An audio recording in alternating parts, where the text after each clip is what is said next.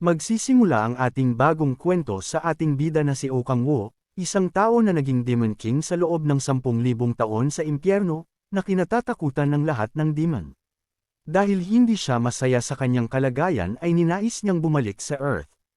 Sa lugar ng impyerno kung saan naninirahan ang napakaraming demons at puro naglalaglab na mga apoy ang makikita, sa kailaliman nito naninirahan ang pinakamalalakas demons na tinaguri ang The Ninth Rings of Hell, kung saan ang mga malalakas na demons ay walang katapusang naglalaban para malaman kung sino sa kanila ang pinakamalakas. Sa isang banda may dalawang demon ang naglalaban, isang malaki at dilaw na demon, laban sa maliit na pulang demon. Inatake ng malaking demon ang pula pero nakaiwas ito at binigwasan ng suntok sa mukha. Sa lakas ng suntok ng pulang demon ay tumilapon palayo ang malaking demon, nagkawasak-wasak ang paligid at natakluban ng makapal na usok. Mula sa makapal na usok ay lumabas ang malaking demon na walang pinsala at minamaliit pa nito ang suntok na atake ng pulang demon. Ang malaking demon na may dilaw na linya sa katawan ay isa sa greater demon na si Garkas. At ang pulang demon na lumilipad ay isa ring greater demon na si Balrog. Maya-maya lang ay nagsimula na namang maglaban ang dalawa para malaman kung sino ang mas malakas. Sa lakas ng kanilang salpukan ng lakas ay puro pagsabog sa paligid ang makikita. Tumilapon na naman palayo ang Demon Garkas at muling sinugod ni Balrog at binigyan ng isang atake sa sikmura, kulang na lang ay mapasuka ang kalaban. Patuloy pa niyang binigwasan at pinagbubugbog ang malaking demon na si Garkas. Para sa huling atake at inipon ni Balrog ang lakas sa kamao at ibinigwas kay Garkas, sa lakas ng atake ay nagkaroon ng malakas na pagsabog sa ibaba. Dahil sa nahihirapan ng malaking demon ay nagsummon na ito ng maliliit na demon para atakihin at guluhin si Balrog. Kinapitan ng maliliit na demon si Balrog para pigilang gumalaw. At nang makahanap ng Tianpo si Garkas ay naghanda na ito ng malakas na pag-atake at pinatama kay Balrog. Wala nang nagawa si Balrog kundi saluhin ang atake dahil sa maliliit na demon na nakakapit sa kanya. Sa lakas ng atake ay nagsanhi ito ng malakas na pagsabog at makapal na usok. Ngunit laking gulat ni Garkas matapos makita na hindi niya tinamaan si Balrog. Naging seryoso na si Balrog kaya naglabas na ito ng kanyang kapangyarihan sa kanyang mga kamay para gamitin sa kalaban. Galit na sumugod ng napakabilis si Balrog patungo kay Garkas, matapos makalapit ay nagsabayan sila ng kanilang mga atake. Sa lakas ng atake ni Balrog ay nawasak ang braso ni Garkas, matapos ay inatake niya ang katawan ni Garkas kaya wasak din ito. Matapos noon ay natalo ang malaking demon na wasak-wasak ang katawan. Ganito ka nga si Balrog noong hindi pa nagpapakita ang ating bida. Ito na ngayon si Balrog pinagpapawisan sa sobrang takot. Nakaluhod sa harap ng trono ng Demon King, kasama ng ibang demon sulon ng Infernal Castle. Sa harapan nila ang trono ng King habang nakaupo ang Demon King, ang nangingibabaw sa lahat ng demons. Habang nakaluhod si Balrog ay nagtanong ito sa King na kung bakit nito ninanais na bumalik sa Earth gayong mayroon na ito ng lahat kabilang ang buong Hell. Maya-maya pa ay nagkaroon ng katahimikan at naglagablab ang armor ng King. Matapos makita ni Balrog ay pinagpawisan ito at nanginig sa takot, dahil ang King ay may kakayahan sa gluttony. Ang kakayahan na higupin ang mga abilidad at katawan ng mga demons na hawakan nito. Tinalo lang nito ang 7 duke ng Hell nang walang kahirap-hirap at naging pinakamalakas sa lahat ng mga demons. Ang pag-absorb sa mga demon ang pinakamalakas na kapangyarihan ng Demon King. Sa isang banda sobrang takot ang nararamdaman ng ibang demons dahil naiisip nila na galit na ang Demon King. Takot na si Balrog dahil sa palagay niya ay lalamunan na siya. Pero nagsalita ang Demon King at nagtanong kung ano ang ibig sabihin ni Balrog na nasa kanya na ang lahat. Salaysay ng Demon King na nasa lugar siya kung saan pinagtaksila ng Diyos sa loob ng 10,000 taon. Sa lugar kung saan walang nagbabago, walang katapusang patayan. Ilang sandali lang ay inalis ng Demon King ang helmet, sabay sinigawan si Balrog na kung ano sa tingin nito ang maroon siya. Ito ang ating bida ang Demon King Okangwo. Naisip ni Balrog na nagugutom na ang hari kaya inutusan niya ang mga demons na magdamaling kumuha ng masarap na pagkain. Maya-maya ay dumating ang mga demons na may dalang pagkain, mungkahi ni Balrog na sana ay nagustuhan ng Demon King ang handog ng walang silbing tagasunod na gaya niya na naglilikod ng katapatan sa Demon King.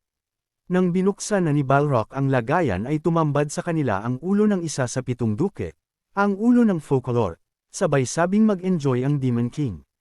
Sa nakita ang nagalit ang ating bida sabay ibinato kay Balrog ang ulo, na siyang paghingi ng tawad ni Balrog.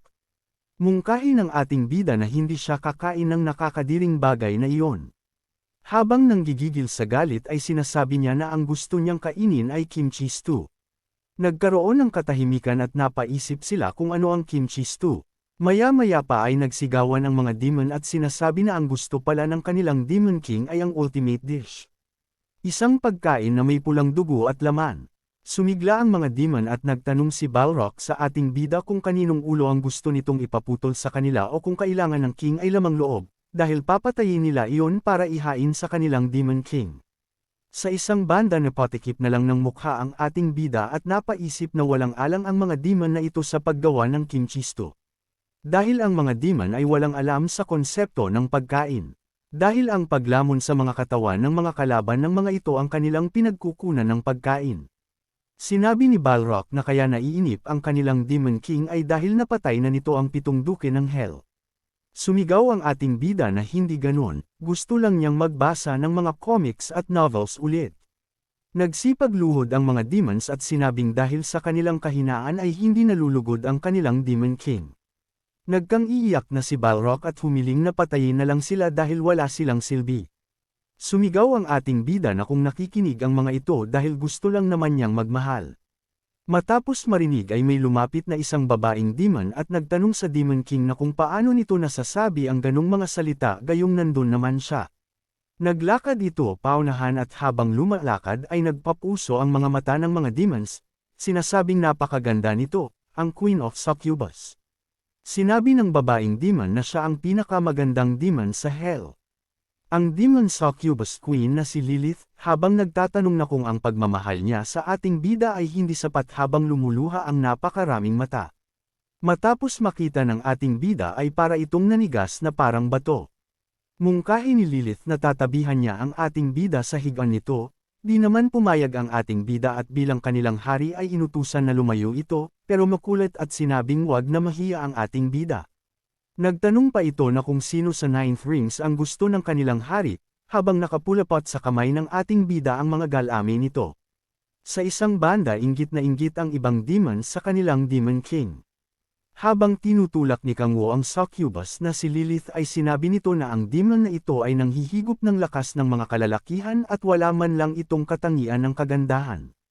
Nagtaklab na ng mukha ang ating bida at sinabi niya na umalis na si Lilith dahil sa kanyang paningin ay mas cute pa si Balrog kaysa kay Lilith.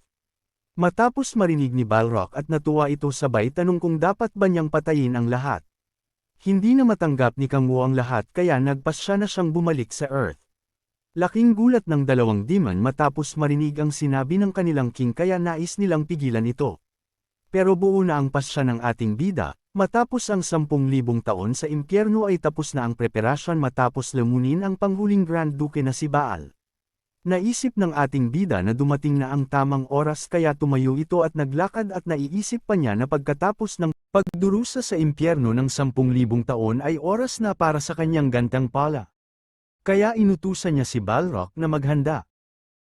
Puno ng pagtataka na nakatitig si Balak sa Demon King halata sa itsura nito na di ito makapaniwala sa mga narinig na pagpapasya ng kanilang hari, kasunod naman ang paglingon ni King Kang Wo sa alagad at may pagbabantang itinanong kung kailangan pa ba niyang ulitin ang kanyang utos.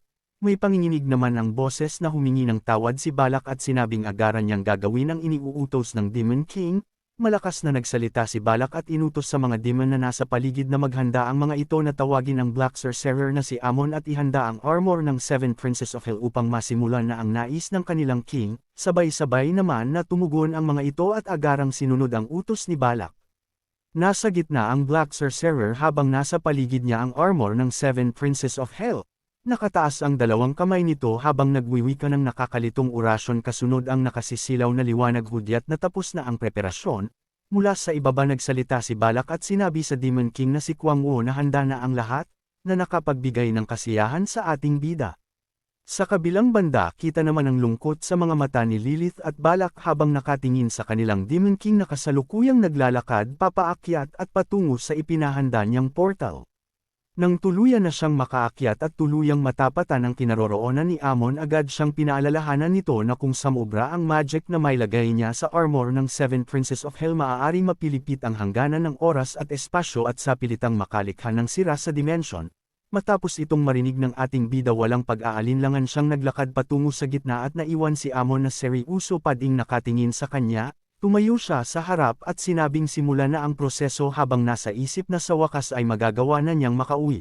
Nagliliwanag ang kanyang buong katawan kasunod ang pagpapalabas niya ng enerhiya patungo sa armor ng Seven Princes of Hell at lumitaw mula sa kawalan ng Myriad Demon Gate. Bilog ang hugis nito at animong isang malaking patak ng tubig kasunod ng pagbukas ng Myriad Gate ang pagpapakawalan nito ng nakasisilaw na liwanag. Napatikip ng kamay si Amon dahil sa liwanag, ngunit agad ding inalis ng tumambad sa kanyang harapan ang nakakagilalas na kagandahan. Kita niya mula sa malayo ang Myriad Demon Palace at ang nakakasilaw na ganda nito. Sabay-sabay namang nagliwanag ang nakapalibot na armor ng Seven Princes of Hell, kaya't malakas na isinigaw ni Amon na kunti na lang ay tuluyan ng babukas ang Myriad Gate. Rinig naman ito ng ating bida habang matikas na nakatayo sa harapan ng nagliliwanag na gate. Desidido itong ituloy ang balak at walang anumang bakas ng pag-aalinlangan. Nasa isip niyang wala siyang anumang alalahanin na pamilya, babaeng minamahal o kahit na kaibigan na may iwan, kaya't walang balakid na maaaring pumihil sa kanya. Nang ipinagbigay alam ni Amon na tuluyan nang bumukas ang Myriad Gate, naghanda na siya upang pumasok dito, ngunit natigilan ang ating bida ng makarinig ng hikbi muna sa likuran. Bumuhos ang mga luha ni Lilith habang tinatanong ang Demon King kung talaga bang iiwan siya nito. Parang bata itong umiiyak na sinubukan namang patahanan ni Kang Wu dahil ayon sa kanya ay kinikilabutan siya sa bawat hikbi nito.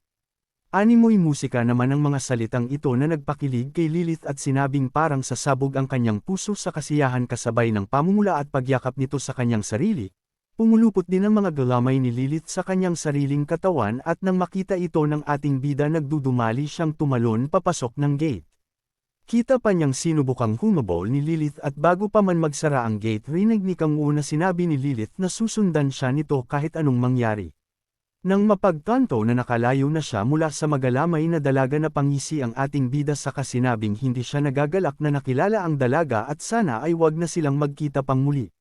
Kasalukuyang nakalutang sa ere si Kang Wu habang inaalala ang mga naganap sa buhay niya sa loob ng 10,000 taon. Sinabi niya sa kanyang isip na walang siyang anumang gustong baguhin sa nakaraan o gustong maabot sa hinaharap. Ang tanging nais niya ay ang marating ang Earth na kilala niya.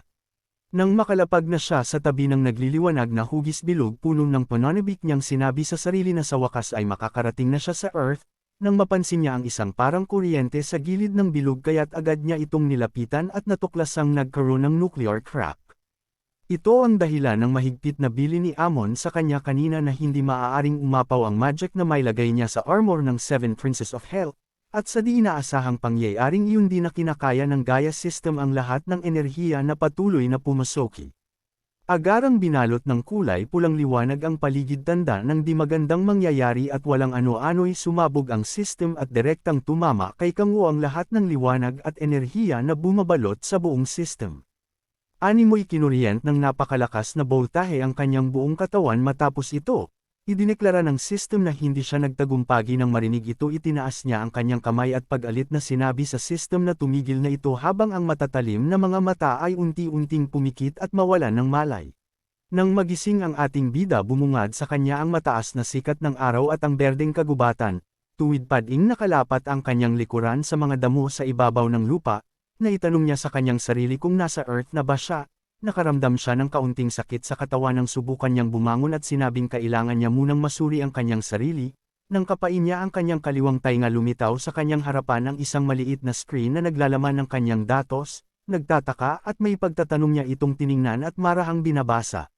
Nakasaad dito ang kanyang pangalan, First Awakening feature na Power of Gluttony. Nakalagay din ang Second Awakening na mabubuksan lang pagdating ng level 10.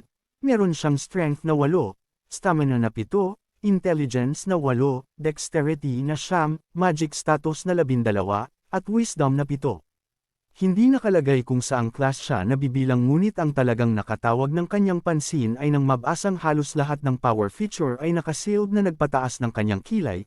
Habang abala sa pagbabasa ng kanyang datos nakarinig siya ng nakaririnding ingay mula sa likuran agad niya itong nilingon at napamura siya nang makita ang grupo ng mga goblin.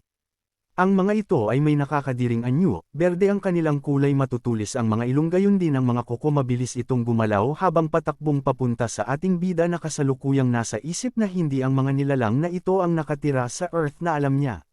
Bagaman ganon ang nasa isip sinabi niyang tatapusin niya ang mga goblin na nasa harap kasunod ang matalim na tingin sa mga ito. Batid ni Kang Wu na ang paggamit ng magic sa Myriad Demon Palace ay pagsisayang lamang ng oras dahil lubhang mahina ito sa lugar na yun kaya't nang akwang aatake na ang isang goblin mula sa itaas nang sabihin niya sa sariling sa ngayon ay ang kailangan lang niyang gamitin ang armas na meron siya sabay kuyong ng kamao at malakas na sinalubong ang atake ng goblin. Nagkapira-piraso ang goblin dahil sa lakas ng atakeng iyon ni Kang Wu na kung tawagin ay Demon Isabnakas or animoy kuko ng agila ang kanyang mga kamay dahil bawat matamaan nito ay pira-piraso ng bumabagsak sa lupa, natapos ang laban at natalo niyang lahat ang mga goblin na mula sa A-class normal monster kasunod ang pagbati ng system na nagkaroon na siya ng experience at tumaas sa level 4. Pinagmasdan niyang mabuti ang mga nakahandusay na katawan ng mga tinalong goblin at naitanong sa sarili kung ano ang mga monster na ito maging ang experience na nakuha. Sinabi din niyang nararamdaman niyang lalo siyang lumalakas dahil sa mga ito, muli niyang pinagmasdan ng may pagsusuri ang lahat ng nasa kanyang harapan at sinubukang kumuha ng impormasyon tungkol sa lugar na kinaroroonan. Ngunit ang tanging pinakita lamang sa kanya ay ang kanyang datos at wala kahit kaunting impormasyon patungkol sa lugar. Sinabi ng system kay Kang Wu na tumaas ang kanyang magic ng isang point na lubhang ikinagulat niya. Nanlaki ang kanyang mga mata at bahagyang napamura nang maisip na sa lugar na kinaroroonan ay merong isang bagay na tanging sa hell lang nag-exist at ito ay ang magic. Kaya't napasabunot siya sa ulo nang maisip na hindi siya sa Earth na padpadwala sa sarili niyang sinasabi na pinilit niyang makasurvive sa hell sa loob ng mahabang panahon upang magkaroon ng tiyansa na muling makabalik ng Earth. Nakaramdam siya ng matinding pagkadismaya sa mga pangyayari, ngunit bago pa man siya tuluyang masiraan ng bait na kuha ng isang malakas na sigaw ang kanyang atensyon at sinabing hindi ito tinig ng isang halimaw o demon kundi ng isang tao. Nabuhayan siya ng loob at parang hangin sa sobrang bilis upang puntahan ang pinanggalingan ng tinig. Nasabi niya sa sarili na sa loob ng 10,000 years tanging mga demon na may mga galamay at 12-dosenang kamay lang ang kanyang nakikita.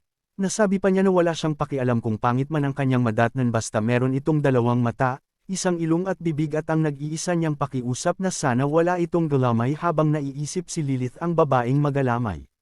Nang makita na niya ang kinaroroonan ng ingay, nakapaligid ang mga goblin kaya't hindi niya makita kung anong klaseng nilalang ang pinagtutumpukan at nais atakehin ng mga ito. Nang mahawi ang mga goblin ay masuring tinitigan ni Kang Wu ang nasa gitna nakita niya na meron itong dalawang mata, isang ilong at labi at bahagya siyang natigilan ng mapagtanto na wala itong anumang galamay. Mula sa kaloob-looban ng kanyang puso ang kanyang kasiyahan, gusto niyang umiyak dahil sa sobrang tuwa ngunit bago ang lahat ng yun, nang akma ng susugudan ng mga goblin ang magandang babae parang kidlat niyang pinagpapatay ang mga ito saka lumapit sa babae at iniabot ang kanyang kamay upang tulungan itong tumayo. Hindi naman nagdalawang isip ang babae at agad na iniabot ang kanyang kamay saka nagpasalamat sa Demon King. Nang maglapat ang kanilang mga palad kakaiba ang binigay nitong kasiyahan sa ating bida, hindi siya makagalaw at tila ba nakalutang siya sa ere ngunit ayaw niya itong ipahalata sa magandang babae na nasa harap niya, nang makatayo na ang babae muli itong nagpasalamat sa kanya at nagpakilala na siya si Han Solo. Seryoso naman ang mukha ni Kang Wu na nakatingin na pinagtakha ni Solo kaya't nagtanong ito kung meron bang problema. Nagulat naman ang dalaga nang higpitan ni Kang Wu ang pagkakakapit sa kanyang kamay na halos mapiga na at bigla siyang ayain sa isang kasal habang hawak pa din ang mga kamay ni Sola at hanggang mata ang matamis na ngiti. Hiniling ni Kang Wu sa dalaga na pakasalan siya nito, pero humingi ng tawad ang babae at hindi pumayag. Nagtanong ang dalaga ng bakas sa mukha ang pagtataka na kung anong pinagsasabi ni Kang Wu. Matapos na pagtanto ng ating bida na napaka-excited niya.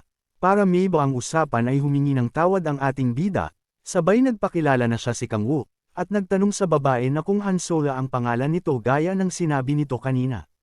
Habang ang dalaga ay nagtataka parents sa mga kilos ng ating bida. Tanong ni Kang Wu kay Solo na kung ayos lang ang injury nito, ngumiti lang ang babae at sinabing maayos lamang siya. Nang hahakbang na ito ay biglang natamba ang babae sa ating bida at nahulog ang smartphone nito. Napansin naman ni Kang Woo ang rectangular na bagay na nahulog, at naisip na isa iyong smartphone, tama ang kanyang hinala na nasa Earth siya. Pinaupo ni Kang Woo si Sola sa gilid ng puno at pinagpahinga dahil magsasigawa siya ng first aid sa injury nito. Nagpasalamat naman ang dalaga sa ating bida. Sinabi ni Kang Woo sa dalaga na wag itong mag-alala, habang iniisip ng ating bida na makakausap niya ang babae. Hindi niya nakalimutan mag-Korean, dahil sa hell ang gamit niyang wika ay demon language. Pagbalik niya sa Earth ay nakakapagsalita pero siya ng Korean, naisip pa niya na makikipag-usap na siya sa tao gamit ang Korean at hindi sa demon. Matapos ng first aid ay sinabi ni Kang Woo kay Sola na magiging maayos na ito. Nagpasalamat ang dalaga sa pagliligtas sa kanya, ibinigay ni Kang Woo ang nahulog na smartphone ni Sola habang nakangiti.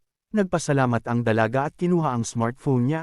Matapos nun ay napansin ni Kang Woo ang petsa na year 2023, 5 taon din matapos siyang mapunta SL. Napagtano pa ni Kang Woo na mula nang mawala siya ay marami nang nagbago, at ang mga halimaw sa Earth ay lumitaw 5 taon ang nakalipas, kaya naisip niya ang Earth ay puno ng mga bagay na hindi na niya alam. Inutos ni Kang Woo sa dalaga na magpahinga muna ito dahil hindi magiging maayos dito kapag kumilos ka agad.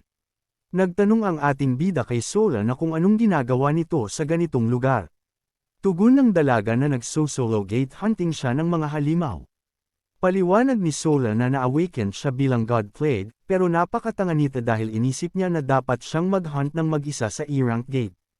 Naguluhan ang ating bida dahil hindi niya alam iyong tungkol sa player at pag-hunt, pero tinanong pere niya si Sola kung anong level na nito. Sagot ng dalaga na kaka-awaken pa lang niya kamakailan lang kaya level 6 pa lang siya, sabay tanong sa ating bida na anong ginagawa ng player na katulad ng ating bida sa ganong klaseng lugar. Sa isip-isip ni Kang Woo na mas mababa pa ang level niya sa babae, tugon niya sa babae na pareho lang halos sila ng situation.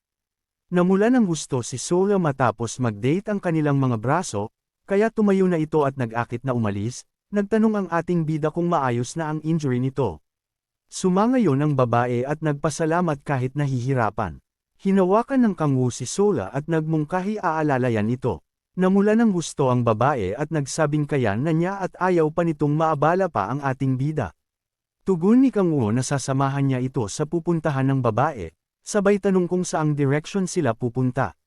Matapos nun ay nag-alis na ang dalawa, ilang sandali ay nakarating na sila sa entrance ng gate. Ang lagusan papuntang city. Napagtano ni Kang Woo na ang lugar na iyon ay hindi ang eksaktong Earth. Naisip pa niya na wala siyang nakikitang mga kagamitan na nakapagbukas ng lagusan kaya paano napapanatili na bukas ang lagusan. Mungkahi ng babae na maayos na siya kaya bumitaw na si Kang Woo at aalis na sila. Matapos pumasok sa lagusan ay nasilaw ang ating bida sa liwanag na nilalabas nito. Matapos maka-adapt ng mata ay nakita Naya ang lalaking sumisigaw at naghahanap ng kasama sa party para mag-hunting ng goblin sa E-rank gate.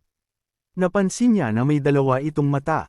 Napansin pa niya na iisa ang ilong ng mga ito, iisa ang bibig at walang tentacles. Nakatulala si Kang Woo habang nakatitig sa mga tao, napatulo ang mga luha dahil nasa Earth na siya at mga tao ang kanyang nakikita na matagal na niyang gustong makita. Maya-maya ay nagtanong si Sola sa ating bida na kung ayos lang dito na kumain silang dalawa sa kanyang tirahan, na agad ikinamula ni Kang Woo sa pagkagulat. Nagpasalamat si Sola sa ating bida sa pagliligtas sa kanya at gusto lang niyang mabayadan ang kabutihan nito sa kanya. Sa isang banda ay nagpuso-puso na ang paligid ng ating bida sa pagka-in-love. Nagyabang pa ang ating bida at sinabing ang pagtanggi sa alok ay hindi magandang asal kaya wala siyang pagpipiliin kundi pumayag. Maya-maya lang ay may tumawag sa dalawa, may dalawang pulis na lumapit para i-check ang player card ng dalawa. Inilalabas ni Sola ang kanyang player card pero si Kang Woo ay walang mailabas dahil wala siya nun, nagsabi na ang pulis na ilabas ang player card ni Kang Woo. Sumang-ayon si Kang Woo habang naiisip na wala na siyang pagpipilian kundi gamitin iyon. Biglang nagkulay green ang mga mata ni Kang Woo, ginamit ni Kang Woo ang Demon Dandelion Power of Oblivion habang naka-bad finger sign. May lumabas na green demon sa likod ng pulis at napasa ilalim ito ng isang genjutsu. Maya-maya lang ay umalis na ang dalawa habang ang pulis ay nakatulala pa rin at wala sa ulirat kahit inaakit na ng kasama dahil tapos na ang kanilang trabaho doon. Makalipas ang paglalakad ay nakarating na sila sa apartment ni Sola. Ayon sa babae na ang kanyang apartment ay walang elevator kaya kailangan nilang maglakad, sumangayon lang naman si Kang Woo at sinabing ayos lang iyon. Masaya si Kang Woo dahil naaamoy niya ang isang lumang apartment, habang hinihimas ang isang makitid na hagdanan. Naging masaya ang ating bida dahil nasa tahanan siya ni Sola, habang iniisip na magiging maganda ang kanyang hinaharap. Maya-maya pa ay nagbukas ang pinto at nagsalita na nakabalik na pala si Sola. Masayang kinamusta si Sola ng kanyang ina at tinanong kung sumali ito sa party gaya ng sinabi niya. Sumangayon lang naman si Sola.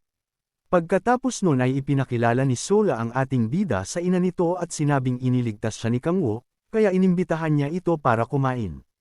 Masayang bumati si Kang Woo at maya-maya pa ay kinuha nito ang kamay ni Kang Woo at nagpasalamat sa pagliligtas sa kayang anak. Dagdag nito na hindi alam kung paano babayaran ang kabutihan nito. Masayang pinapasok ng ina ni Sola at ating bida at sinabing simpleng buhay lang ang meron sila pero ipaghahanda niya si Kang Woo ng masarap na pagkain. Masayang nagpasalamat ang ating bida.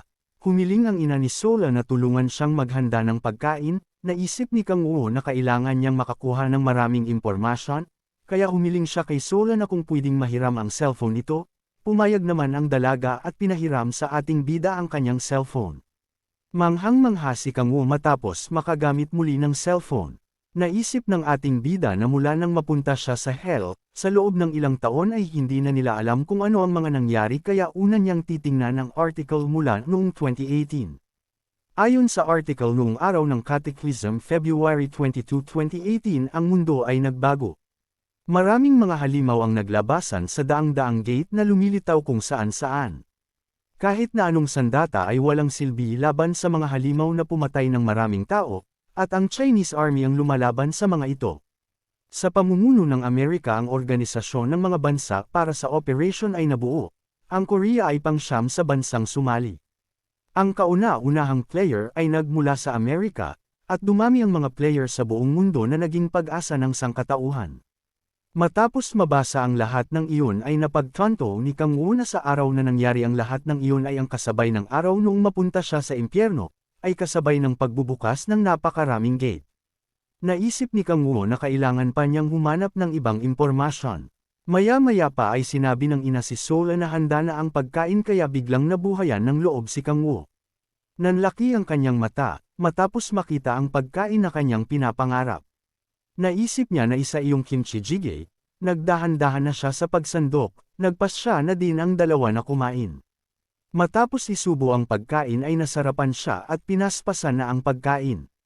Habang kumakain naiisip niya na sa loob ng 5 taon, hindi 10,000 taon, tinanggap niya ang demonic energy para mabuhay at naging malapit sa mga demons.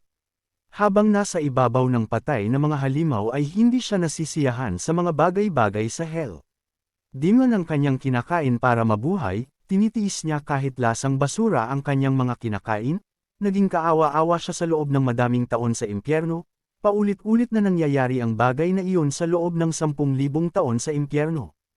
Ang naging dahilan lang para makasurvive sa impyerno ay ang kagustuhan niyang makabalik sa Earth.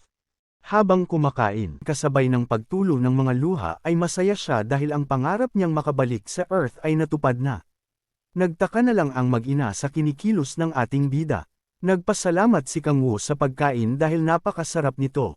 Natuwa si Sola at sinabing siya dapat ang magpasalamat. Humingi pa si Sola ng patawad dahil iyon lang ang kaya niyang ipakain sa ating bida, pero maganang kumain si Kang Woo. Sinabi ni Kang Woo na ubos na ang kanyang kanin, kaya tumayo si Sola para kumuha pa ng kanin, habang ang ating bida ay papalang sa pagkain at ninanamnam ang pagkain. Ilang sandali lang ay may pagsabog na naganap sa likod ni Kang Woo sanhi ng pagkawasak ng pader, pero ang ating bida ay walang pakialam basta focus sa pagkain. Sa likod ng mga usok ay may galit na nagsisalita at sinabing napakatigas ng pintuan. Pagpasok ng lalaki ay galit itong sumigaw at pinapalabas si Han Sola. Rinig ang bawat mabibigat na hakbang ng lalaki na pumasok sa pintuan, agad namang lumabas si Sola at hinarap ang lalaking may nakaiinis na mukha. Tinanong nito sa dalaga sa sarkastikong tono kung sino ang nagbigay ng pahintulot na pumasok ito sa loob ng gate kung kailan niya gustuhin. May mga diin ang kanyang bawat binibigkas at nakalapit ang mukha kay Sola habang nakaasak ng tingin. Napataas naman ang kilay si Sola dahil sa inasal ng lalaki kaya't galit niya itong inutusan na lumabas ng kanyang bahay at tinawag sa pangalang Han Tae-yoon. Ngunit imbes na sumunod ay lalo pa itong tumingin ng matalim na naging dahilan ng pagtaas ng boses ni Sola at sabihing sino ito upang pumasok sa kanyang bahay. Dagdag pa ng dalaga na wag nitong subukang lumapit sa kanya dahil isa na siyang full-fledged player na may halong pagbabantong ngunit nakabakas ang kaba sa mukha nito. Nang marinig ni Tae-yoon ang lahat ng sinabi ni Sola sandali itong yumuko at nang iaangat nito ang kanyang ulo kasabay ng malakas na tawa ang may pangungutyang salita nito sa dalaga.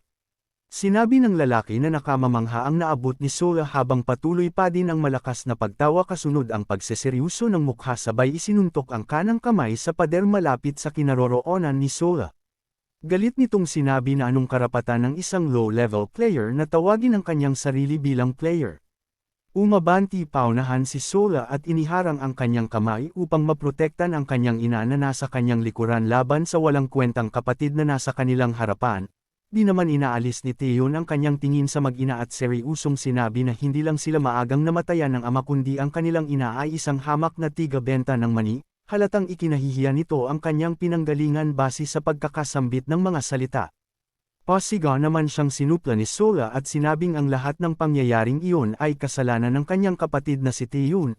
Walang nagawa si Sola nang agad siya nitong hawakan sa kamay at kaladkarin papunta sa pinto, pilit siyang nagpupumiglas at nagsasambit ng mga salita ng pagtutol sa gusto ng kapatid. Gusto ni Tae-yoon na dalhin si Sola sa Andres Guild at sinabing tutulungan niya itong makahanap ng maganda party, ngunit matigas na sinabi ni Sola sa lalaki na hindi siya pupunta sa basurang lugar na iyon habang patuloy pa din ang panlalaban at pagpupumiglas sa pagkakahawak sa kanyang kamay ni Tae-yoon. Sa kabila ng mariing pagtutol ni Sola hindi parent siya balak bitiwan ni Tae-yoon kaya't kinuha niya ang braso nito na may hawak sa kanya sa kamalakas na kinagat hanggang sa damyugo. Dahil sa ginawang ito ni Sola napabalikwas sa sakit si Tae-yoon at naiwas-iwas ang kanyang kamay dahilan upang matamaan si Sola sa mukha at tumalsik.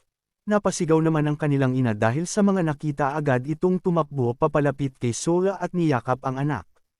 Kapit naman ni Tae-yoon ang kanyang braso habang nakangiwi at halatang nasaktan sa pagkagat ni Sola sa kanya, umuusok ang tainga nito habang matalim na nakatingin at sinabi sa kapatid na hindi ito makakasurvive sa mundo dahil lang sa paggawa ng mabuti, dagdag pa nito na sa tingin ba ng dalaga ay madaling mamuhay sa ganoong klase ng mundo, sinabi din nito na sumama na lang sa kanya si Sola ng maayos at pumayag na maging alay. Bakas naman ang walang anumang pagpayag sa mukha ng dalaga sa mga sinabi ni Tae-yoon habang nakayakap sa kanyang ina. Kaya't muling nagsalita ang lalaki at sinabing dahil full-fledged player na si Sola ipakita nito ang kaya niyang gawin na halatang may paghahaman sa tono. Nang marinig ito ng kanilang ina tumayo ito at tinawag ang pangalan ni Tae-yoon sa kanakiusap na tumigil na ito at mas pagbubutihan niya nang hindi siya nito ikahiya at huwag nang gambalain pa ang kanyang kapatid na si Sola.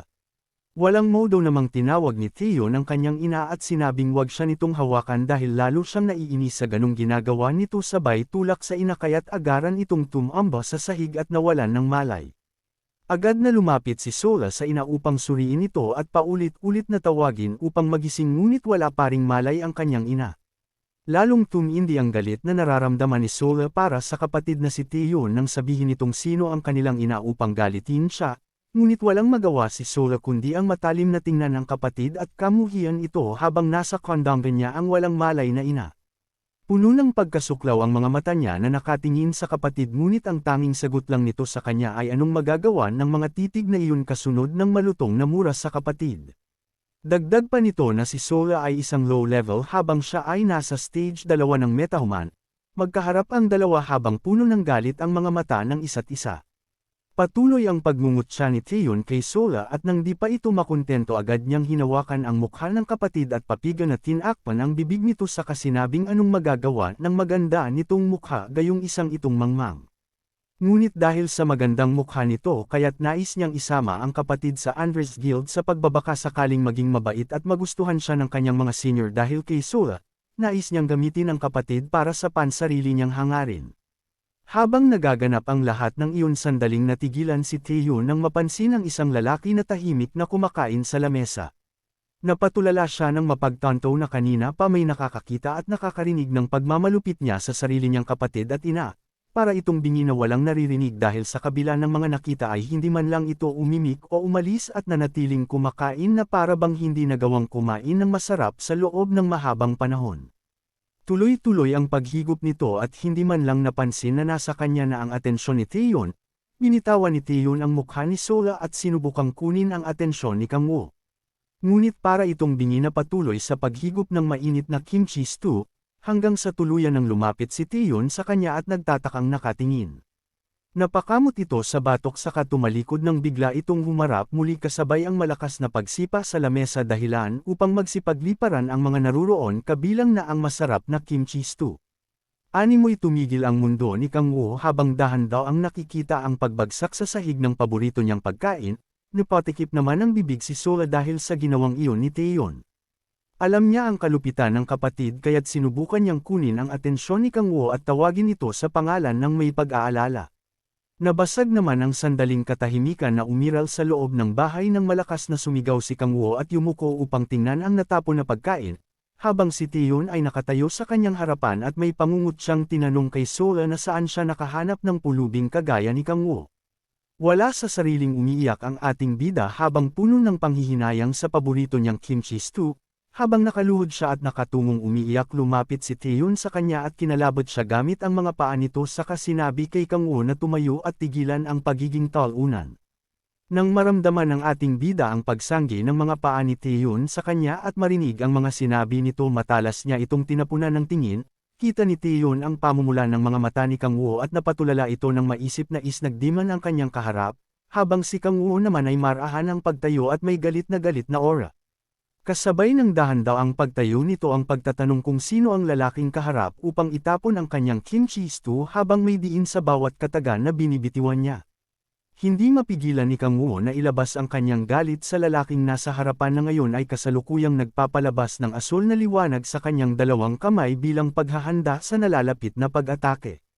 Agad inialis ni Taehyun sa isip ang nakitang aura ng isang demon kay Kang Woo at ikinibit balikat ito dahil nasa isip na imposibleng maging demon ang isang walang kwentang pulubi. Nakatayo pa din si Taehyun sa harap ng ating bida at handa nang umatake anumang oras nang biglang may tumamang enerhiya ng kapangyarihan sa kanya mula sa likuran. Nang lingunin niya ito nakita niyang nakatayo si Sola habang direktang nakatingin sa kanila ni Kang Woo, hawak nito ang isang puting baston na siyang nagsisilbing armas nito. Malakas na tinawag ni Sola si Kang Woo kasunod ng pakiusap na umalis na ito at mabilis na tumakas nang makitang magpapakawalan na ng magic si Taehyun na nakadirekta sa ating bida. Ngunit bago pa man niya matapos ang kanyang sasabihin parang kidlat na kumilos si Kang Woo upang iwasan ang atakeng iyon, natigilan at di naman makapaniwala si Sola sa nakita.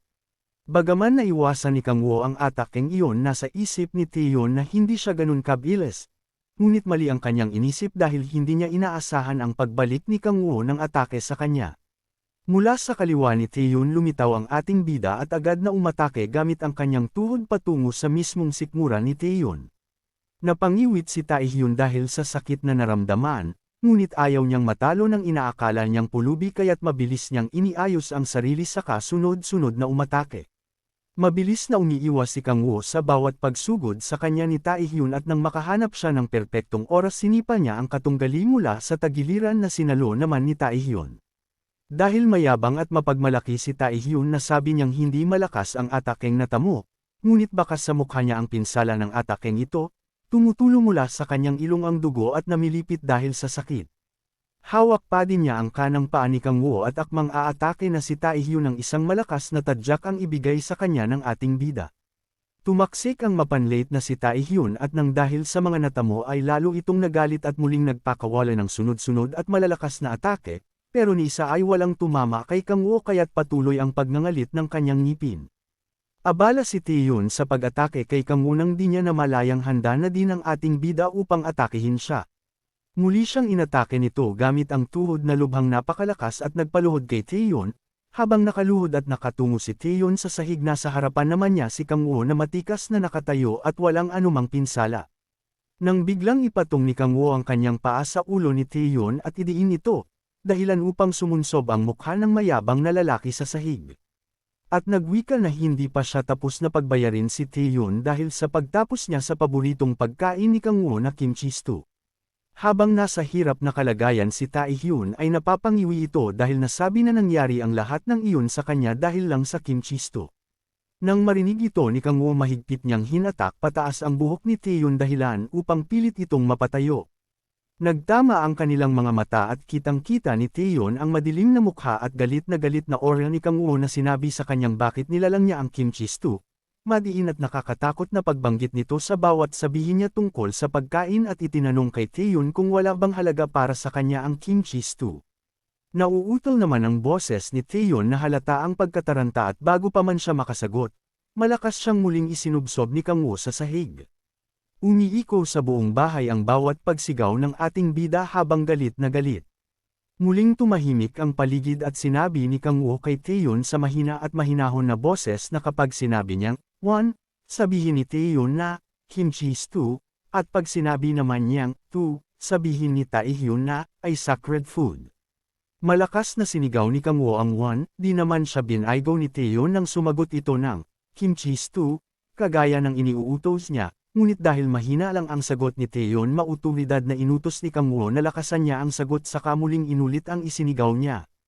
Nang malakas na isigaw ni Kang Wo ang 2 malakas ding isinigaw ni Taeyeon na, ay sacred existence, nang walang pag-aalinlangan habang patuloy pa ding nakadapa. Ngunit hindi masiyahan si Kang Wo sa sagot na narinig kaya't iniutos niya sa lalaki na mas lakasan ang sagot nito habang dinidaynen ang pag-apak sa ulo nito. Dagdag pa ng ating bida na banggitin niya ang bawat kataga na parang isang tagasunod na nagpupuri sa kanyang Panginoon, o parang taong naghahayag ng pag-ibig sa kanyang minamahal. Sa kapasiga na iniutos kay Taeyeon na sumigaw ito ng buong puso. Sa kabilang gilid naman ay nakatanaw lamang si Sola at walang anumang maisip dahil sa nakikitang kilos ni Kang Wo. Napapangiwit sa sakit na sumunod si Taeyeon sa utos sa kanya ng lalaking kanina lang ay minamaliit niya at tinawag na pulubi. Magkasamang malakas na sigaw ni Kang Wo at Taeyeon ang umalangaw sa loob ng bahay nila Sola, paulit-ulit hanggang sa humigop ng maraming hangin ay Taeyeon at mabilis na ibinuka ang bibig at nagpakawala ng napakalakas na sigaw at sinabing, ang kimchi stew ay sacred existence. Pagkarinig niyo natapos ang galit ni Kang Wo at biglaang kumalma saka sinabing nasiyahan na siya sa sagot na iyon ni Taeyeon saka ito binitawan. Naglakad ang ating bida papalayo kay Taeyeon ngunit bigla itong humarap at seryusong pinagbantaan ang lalaki na huwag na niyang mamaliitin ang kimchi stew, saka muling tumalikod at naglakad. Nang hihina at lupaypay naman si Taeyeon na nakadapa pa din habang duguan sa sahig. Di siya makapaniwala sa mga nangyari lalong higit na nasa ganoong sitwasyon siya dahil sa kimchi stew. Matapos makapaglinas, makikitang nakatambak na ang mga sirang gamit sa gilid. Nakahilata at walang malay ang ina ni Sola habang binibindahan ang ulo nito. Nakatulalang nag-aalala ang dalaga habang pinagmamasdan ang nakahilata niyang ina. Sa isang banda naglilinis ng mga pinagkainan si Han Taehyun habang nag-iisip kung bakit siya nakakilala ng taong gaya ng ating bida, na kahit ang kanyang kasuotan ay kinuha nito. Naluluha habang bakas sa mukha ang bogbog at hirap na pinagdaanan kay Kang Wo. Napapaisip na lahat ng iyon ay nangyari sa kanya dahil lang sa kimchi jjigae. Tumingin ng masama si Han Taehyun sa ating bida habang iniisip na bakit siya nagberusa ng ganung bagay. Maya-maya lang ay ibinagsak ni Kang Wo, kaya nang inag sa takot si Han Taehyun. Tanong ng ating bida kay Han Taehyun na kung nalulungkot ito na ganun ang nangyari sa kanya ay dahil lang sa kimchi jjigae, sagot ni Han Taehyun na malamang hindi. Tumitig ng malamig ang ating bida, kaya pinagpawisan ng husto si Han Taehyun. Salaysay ng ating bida sa lalaki na hindi nito naintindihan kung gaano ito kapalad, habang naiisip ang mapait niyang nakaraan sa impyerno. Mungkahi ni Kang Wo na ituring ni Han Taehyun na ang buhay ay napakahalaga. Tugon ni Han Taehyun na nauunawaan niya, habang iniisip na ang ating bida ay umaaktong astig at nagbanta pa ito sa isip na maghintay lang ito. Dahil sa sandaling i-report niya ito sa address ay katapusan na nito. Inutos ni Kang Wo kay Han Taehyun na kapag tapos na ito sa mga hagasin ay pumunta ito sa tabi niya, na agad sumangayon si Han Taehyun habang nanginginig sa takot. Ayon sa ating bida na pinag-iisipan niya, pero wala siyang nakitang mabuti nitong ginawa para buhayin. Sabay tanong na kung alam din iyon ni Han Tae-hyun. Dagdag pa ng ating bida na alam nilang dalawa na wala itong kakayahan na gumawa ng mabuti para sa mundo. Kitang-kita ang takot sa pagmumuka ni Han Tae-hyun. Matapos nun ay kwinilyuhan ni Kang Woo si Han Tae-hyun at hinatak, sabay sabing wag itong mag-alala dahil hindi niya ito papatayin. Kasabay ng paggamit ng Demon Eye at malademonyong pagmumukha ng ating bida para sindakan si Han Tae-hyun, pero ayon sa ating bida na ang pagpatay dito ang pinakamagandang pagpipilian. Takot na takot si Han Tae-hyun na pakiramdam niya ay nabalot siya ng kadiliman. Ginamit ni Oh Kang-woo ang kanyang skill kay Han Tae-hyun na Demon Orabas, ang Power of Dread, ang kapangyarihan ng pangamba. Hinawakan ni Orabas si Han Tae-hyun at tinitigan gamit ang mga mata nito. Kaya nagpulumiglas sa takot si Han Tae-hyun. Sobrang takot ang naramdaman ng lalaki sa ginawa sa kanya ng ating bida. Ayon sa ating bida na ang Demon Orobas ay may kakayahan na kunin ang kaluluwa ng target nito. Inutos ng ating bida sa takot na Han Tae-hyun na huwag sasabihin ang mga nangyari sa loob ng bahay na iyon. Ayon sa ating bida na kapag tinamaan ng kapangyarihan ng Demon Orobas at nakapaglagay ng matinding takot sa target ay hindi na ito maaalis pa at magiging personal na niyang alipin ang target. Matapos noon ay pinaalis na ni Oh Kang-woo si Han Tae-hyun. Sinabihan pa niya ito ng Bobong Bastardo, habang naglalakad paalis si Han Tae-hyun ay nang inagperen ito sa takot at nagkahipa sa kanyang salwol. Nakatitig lang si Sola sa dalawa. Habang nakatingin ay naiisip niya na sa pagkakataong ito ay nailigtas na naman siya ni Kang Woo. Naiinis ang ating bida dahil naabala siya ni Han Tae-hyun. Habang nakatingin sa cellphone ng ating bida ay nasabi niya na kailangan niya ng pera. Naalala ni Kang Woo ang tungkol sa Magic Stone, kaya dali-dali niya itong tiningnan sa Wikipedia. Ayon dito na ang Magic Stone ay gaya ng core na matatagpuan sa mga halimaw. Naglalaman ito ng enerhiya na inilalabas ng mga halimaw. Ang mas darker na kulay nito, ay mas mataas ang kalidad na uri ng stone. Ang kasalukuyang presyo ng mga ito ay ang mga sumusunod. Matapos mabasa ay dali-dali niyang tinawag si Sola para ipakita sa kanya ang mga magic stone nito, na agad namang pumayag ang dalaga at sinabing mag-intay lang ito at kukunin lang niya. Matapos noon ay ibinigay niya ang isang E-rank magic stone na nakuha niya sa goblin. Matapos mahawakan ni Kang Woo ay naalala niya ang ayon sa balita na mas darker ang kulay ay mas mataas ang halaga. Habang pinakikiramdaman ay wala siyang nadadama na magic sa stone. Habang sa gilid ay nagtataka ang dalaga sa ginagawa ni Kang Woo. Habang nakatingin sa bato ay naiisip niya na marahil may nararamdaman siyang kakaiba pero hindi iyon magic mula nang maramdaman niya iyon sa nakalaan niyang mga goblin at lamunin ang mga ito gamit ang gluttony at nag-gain siya ng 1 puntos. Naisip pa ni Kang Woo na mapapalakas siya ng mga magic stone sa pagpatay sa malalakas na halimaw.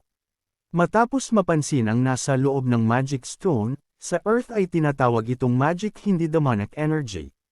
Habang nakatitig sa magic stone ay napaisip si Kang Woo na kung saan naman kaya nanggaling ang demonic energy na nasa loob ng magic stone.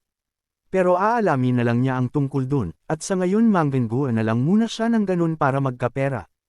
Isinauli na niya ng magic stone kay Sola at nagpasalamat. Biglang naalala ni Kang Woo ang tungkol sa 2 pulis na nagtingin sa kanilang player card. Kaya nagtanong si Kang Woo sa dalaga na kung may malapit na player support center. Tugon ng dalaga na walang malapit na player support center sa kanilang lugar, pero ang Seoul Station branch ang pinakamalapit sa kanilang lugar. Dagdag pa ng dalaga na kailangan din niyang pumunta doon, kaya inalok niya ang ating bida kung gusto nitong sumama sa kanya papunta doon. Ayon sa dalaga na hindi sila mayaman, kaya sinusubukan niyang kumita ng pera at makapasok sa mga gates. Alam na niya kung gaano siya katanga noong ginawa niyang pumasok ng mag-isa. Kaya muling nagpasalamat si Sola sa ating bida dahil tinuruan siya nito ng aral. Napatawa na lang ang ating bida at sinabing wala lang iyon. Dagdag pa ni Kang Woo na sana marami pa siyang matulungan na gaya ni Sola, matapos makita ang napakaraming demon sa loob ng 10,000 sa impyerno. Lumakas ang loob ni Sola at sinabing kaya gusto niya ulit matuto ng basic, at subukang ma-unlock ang kanyang second awakening. Sa pagkakataong iyon ay makakakita siya ng anghel. Ayon sa ating bida na sana makamit nito ang nais nito, nagpasalamat naman ang dalaga. Pero sa isip-isip ng ating bida na wala siyang intensyon na tulungan si Sola sa nais nito. Tanong ni Kang Woo na bakit hindi pa sila umalis, tugon ng dalaga na magintay lang ito at mag-aayos lang siya ng mga gamit.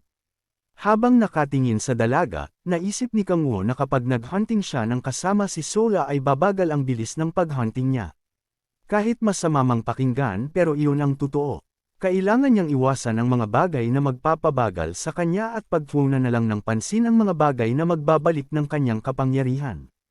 Habang nakatingin sa labas ng bintana ay naiisip niya na dahil nanatili siya sa impyerno sa loob ng 10,000 taon bago makabalik sa Earth, ay kinakailangan pa niyang maging mas malakas para mabuhay, gaya ng ginawa niya noong nasa impyerno pa siya. Maya-maya pa ay nagtanong si Sola sa ating bida kung may player ID na ba ito. Nang makaalis na ang dalawa ay inisikaso nila ang pagkuha ng personal player card ni Kang Woo. Masayang pinagmamasdan ni Kang Woo ang kanyang card habang nakasakay sa tren. Bigla siyang nalungkot matapos maisip na wala man lang nakaalam na nawala siya noon, sa loob ng 5 taon sa Earth, at 10,000 taon sa impyerno. Ni isa ay wala man lang dahil mag-isa lang naman talaga palagi noon, mag-isang kumakain at mag-isa sa lahat. Bumalik na naman sa kanyang alala ang mga panahon niya na puro demons ang kanyang kinakain sa impyerno para mabuhay. Bumalik si Kang Woo sa ulirat matapos siyang tawagin ni Sola at Potanjin sa labas ng bintana habang sinasabing malapit na sila sa kanilang pupuntahan. Habang nakatingin sila sa napakagandang tanawin sa labas ay nagtanong ang babae na kung maganda ang kanilang nakikita dahil gustong-gusto niyang pinagmamasdan iyon sa ganong anggulo. Itinago na ni Kang Woo ang kanyang card at naghandang lumabas ng tren, dahil nakarating na sila sa Player Support Center Station. Nagtungo ang dalawa sa National Support Center, at namangha ang ating bida dahil napakalaki nito. Habang nakatitig ay napaisip siya kung mas malaki pa ang lugar na ito kaysa sa Ikean Airport. Maya-maya pa ay may kinuha sa bag si Sola para ibigay sa ating bida.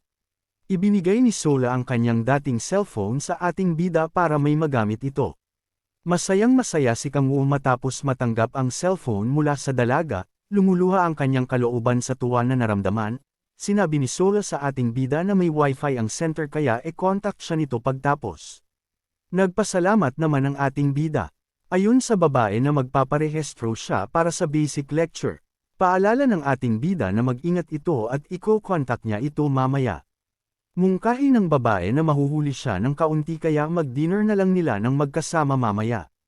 Natuwa si Kang Woo sa narinig kaya sobrang saya ang kanyang naramdaman, at sinabing mag-ingat ang dalaga.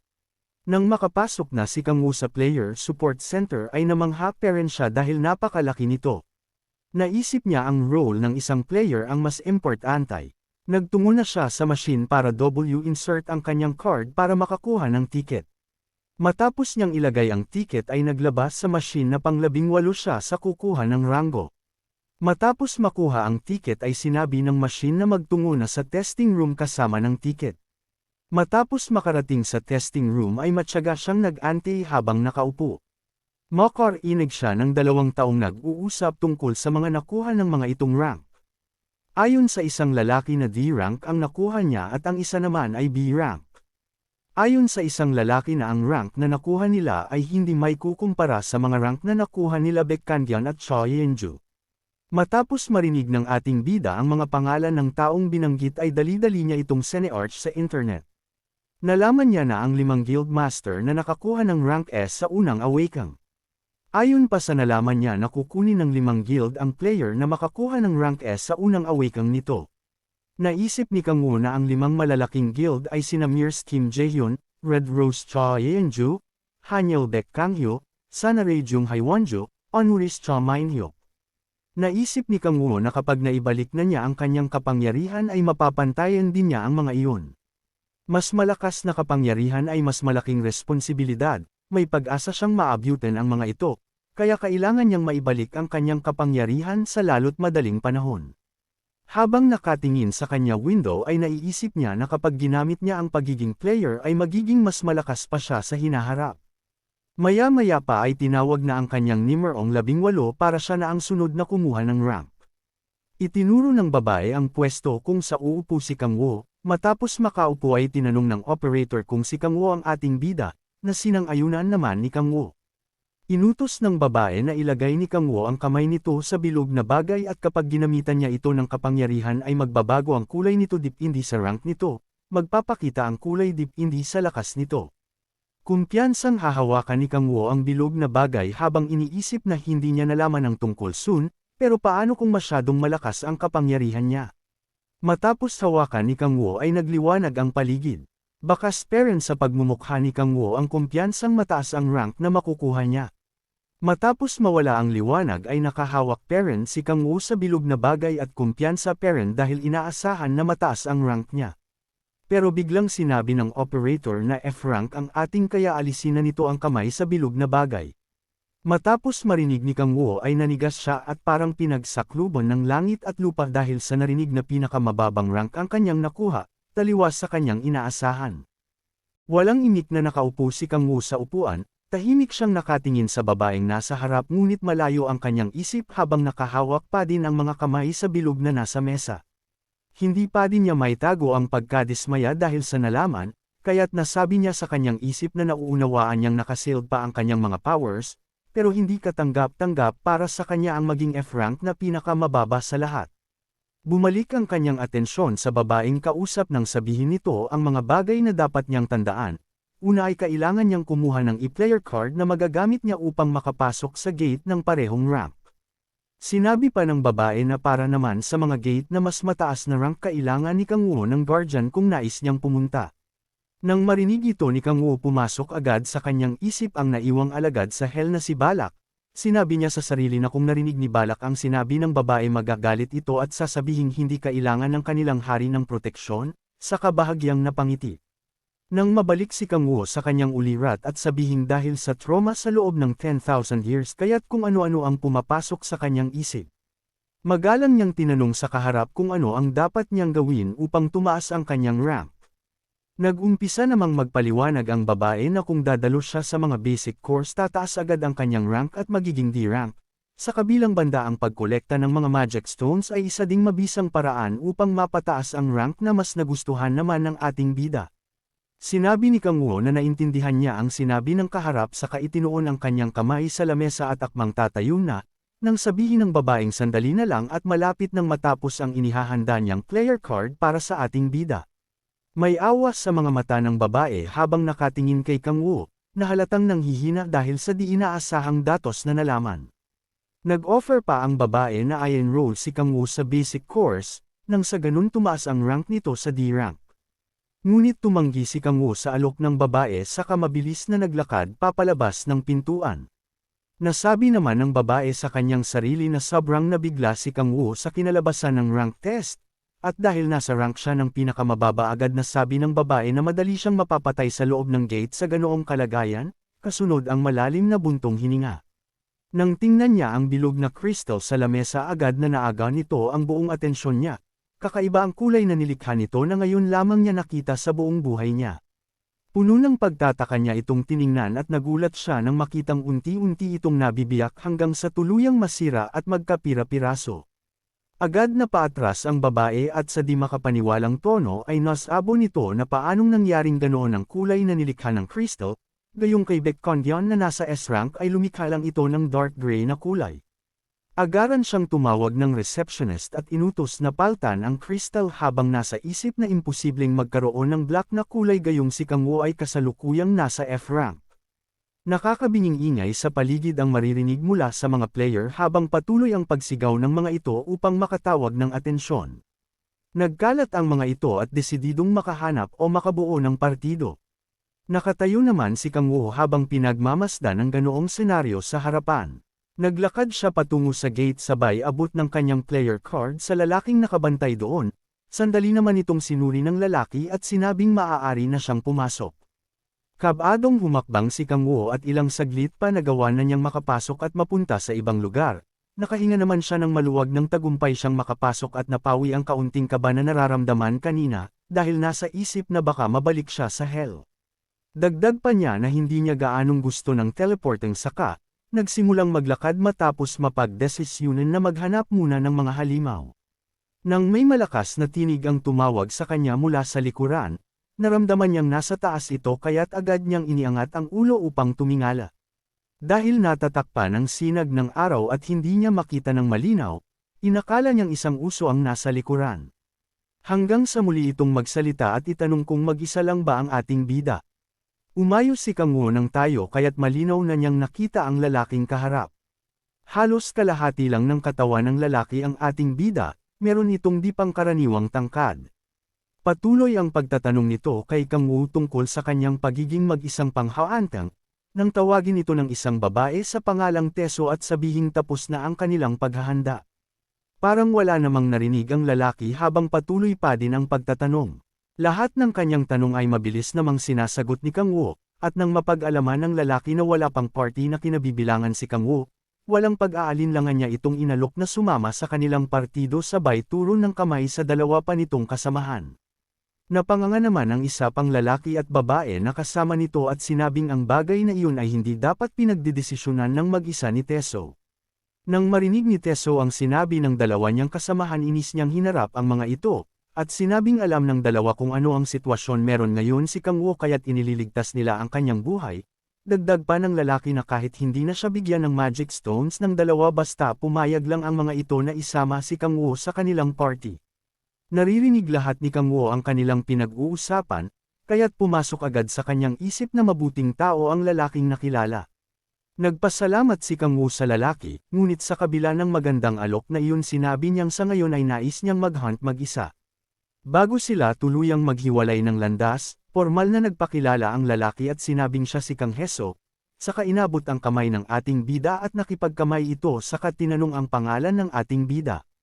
Malumanay naman na nagpakilala din si Kang Woo kay Teso at nagpasalamat, sinabi din niya na hindi pa niya balak sumali sa kahit saang partido.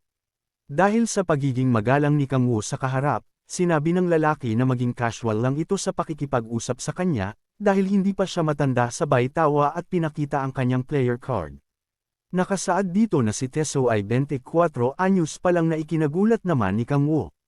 Matapos ang mahabang pag-uusap na pagdesisyonan ni Kang Woo na umalis na, kaya't nagpaalam na siya kay Teso at sa dalawa pa nitong kasamahan. Ngunit bago umalis pinaalalahan siya ni Teso at sinabing mag-ingat ng mabuti. Ayon kay Teso ang lugar na kinaroroonan nila ay ang lugar kung saan naninirahan ang mga goblin. Sa napakaraming goblin merong isang natatangi dahil ito ang pinakamalaki at pinakamalakas sa lahat, ito ay ang Hobgoblin. Ito ay ang boss ng lahat ng goblin at lubhang mapanganib kumpara sa normal na goblin. Dagdag pa ni Teso na kung makaharap ito ni Kang Woo ang kailangan niyang gawin ay mabilis na tumakbo papalayo at takasan ito kahit anong mangyari. Dahil sa narinig na paalala mula kay Teso na sabi ni Kang Woo sa kanyang sarili na mabuting tao ang lalaking kaharap, bahagya siyang ngumiti saka nagpasalamat. Ilang sandali pa ay nagpaalam na din si Teso at ang kanyang mga kasama kay Kang Woo saka nagsimulang maglakad papalayo tanan ang kani-kanilang armas. Nag-umpisa nidang maglakad si Kang Woo upang simulan ang kanyang pakay. Sa kanyang paglalakad napansin niya ang naiwang mga bakas ng goblin, sinundan niya ang mga ito at matapos ang ilang minutong paglalakad natagpuan niya ang pugad ng mga goblin. Tumambad sa kanya ang di mabilang na dami ng mga ito, ngunit walang takot siyang sumugod at biglaang lumapag sa gitna ng mga nagmamasid na goblin. Nakangiti ang ating bida at bakas sa mukha nito ang pananabik na ubusin ang lahat ng goblin na nasa harap. Sinimulan niyang isa-isang atakehin ang mga ito gamit ang kanyang matulis na bagay sa kanyang kamay na animoy kuko. Para itong metal sa talim at tibay, sumasambulat ang katawan ng bawat goblin na mahadjap ng kanyang matalas na armas. Patuloy din ang pagsugod ng mga ito, ngunit para lamang itong mga tuyong dahon kung pagpira-piresuhin ng ating bida. Animoy nakikipaglaro si Kang Woo sa mga ito dahil walang kahirap-hirap para sa kanya ang pakikipaglaban. Sandali siyang tumigil at pinagmasdan ang natitirang goblin sa kanyang harapan, kapansin-pansin naman ang panginginig ng mga ito. Napakarami na niyang napatay ngunit madami pa din ang natitira kaya't nagdesisyon siyang tapusin na ang laban. Tumutulo mula sa matulis na metal ang mga dugo ng goblin na pinagpapatay niya, at kasunod ng pagkayam ng kamao ang muling pagsugod sa mga natitirang goblin. Pinagpapatay ni Kang Woo ang lahat ng goblin at wala siyang iniwang buhay ni isa. Matapos matalo ang lahat ng kalaban, ang matalas na metal na nasa ibabaw ng kanyang mga kuko ay agarang umatras papasok sa kanyang kamay. Sandali siyang nagpunas ng pawis sa kanyang noo saka pinagmasdan ang nakadandusay na katawan ng mga goblin. Seryoso niyang pinagmamasdan ng mga ito nang lumabas sa kanyang harapan ang isang screen na naglalaman ng kanyang datos. Dahil natalo niya ang napakaraming goblin, malaki ang naging pagtaas ng kanyang experience. Tumaas din ang kanyang demonic energy stat ng 1 puntos at kasalukuyan ng nasa 8 level. Nang mabasa ito ni Kang Wu, na pagtanto niyang kasabay ng pag-level up niya ay ang pagtaas din ng kanyang demonic energy at hindi nakukuha sa mga magic stones. Bahagya siyang umupo at inabot ang katawan ng isang goblin, at nang makapitan niya ito, naramdaman niya sa kanyang buong katawan ang dagdag na lakas at magic. May kakayahan si Kang Wu na higupin ng enerhiya ng natalo niyang halimaw at nakadepende sa oras ng pagkamatay ang magiging dami o lakas na makukuha niya. Sa paghigop ng enerhiya sa mga panay na goblin na ito, tataas ng unti-unti ang kanyang demonic energy. Napangiti si Kang Wu nang tumaas ang kanyang demonic energy matapos hawakan ang patay na goblin. Nasa isip din niyang kolektahin ang mga magic stones upang ipagbili ang mga ito. Matapos niyang higupin ng enerhiya ng lahat ng goblin na naruroon, isa-isa naman niyang pinulot ang mga magic stones at isinilid sa isang lalagyan, habang nasa isip kung ilang pirasong manok ang makukuha niya sa pagbibenta nito. Sa kalagitnaan ng kasiyahan ay naisip niya si Sola at nai-imagine na kasama itong kumain ng chicken. Dali-dali niyang kinuha ang lahat ng magic stones upang mabilis na makaalis dahil sa pananibik na maisakatuparan ang naiisip. Akma na siyang aalis ng makarinig ng isang malakas na Eitingal. Natigilan siya dahil noon lang niya narinig ang Eitingal na iyon, na itanong niya sa kanyang sarili kung ito kaya ang hobgoblin na sinasabi ni Teso. Humarap siya sa kanyang likuran at nakita ang isang malaking halimaw dala ang malaking palakol. Mabibigat ang bawat habag nito habang papalapit sa ating bida. Muli itong nagpakawala ng malakas na Eitingal habang si Kang Wu ay nakatayo lang, hawak ang lalagyan ng magic stones at pinagmamasdan ang halimaw. Kasunod ng malakas na Eitingal na iyon, ang pag-ilaw ng mga mata ng halimaw at binalot ng kulay asol na liwanag ang buo nitong katawan. Nanlaki naman ang mga mata ni Kang Wu dahil hindi nasabi sa kanya ni Teso na gumagamit ng magic ang hobgoblin. Yumanhil ng napakalakas ang dambuhalang goblin at galit na sumugod sa ating bida para atakihin ito.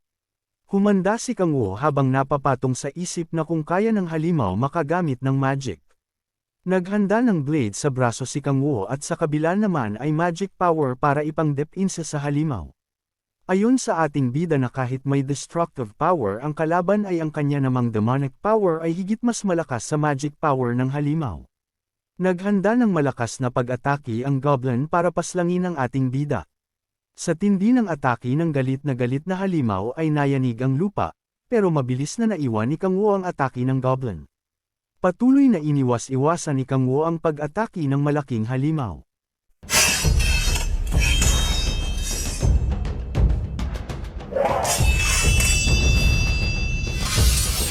At sa kasunod na atake ay sinangga niya ito gamit ang dalawa niyang blade.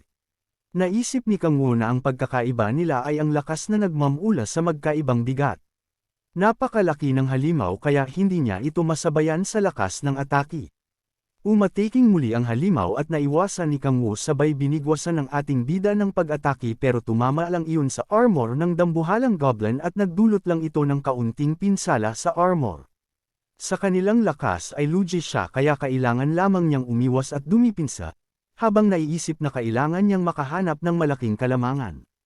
Kaya iniwas-iwasan lang niya ang atake ng halimaw gamit ang kanyang bilis.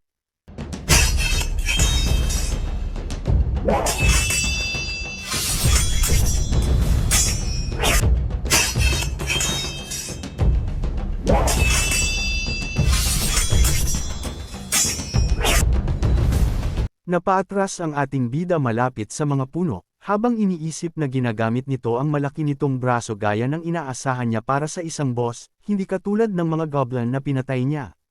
Muling umatake ang dambuhalang goblin at naiwasan naman iyong ni Kang Wu, ang tinamaan ay ang malaking puno kaya naputol ito. Pinulot ni Kang Wu ang bungo ng goblin na tinalo niya, sabay ibinato sa dambuhalang goblin para asarin. Matapos makita ng dambuhalang goblin ang bungo ng kanyang kasamahan ay mas nagalit pa ito kay Kang Wu at inatake, habang si Kang Wu ay nakahanda lang dito para harapin. Hinamkam ng ating bida ang kanyang kamao at sinabing sisabog na ang kanyang galit. Matapos noon ay ginamit na niya ang kanyang skill na Demon Cross Cell, ang Power of Rage. Hindi niya inilagay sa kanya kundi sa halimaw niya bigay ang kapangyarihan, kaya bigla itong nabuff at nagkulat dilaw sabay ng paglakas nito. Masaya si Kang Wu dahil tagumpay ang kanyang plano. Umatake ng napakalakas ang halimaw pero nakayuko ang ating bida, sa lakas ng atake ng halimaw at nagkaputol-putol ang mga punong tinamaan nito. At muli pa itong umatake ng walang tigil. Habang umiiwas sinabi ni Kang Wu na ang kapangyarihan niyang iyon ay pinapalakas ng husto ang bibigyan.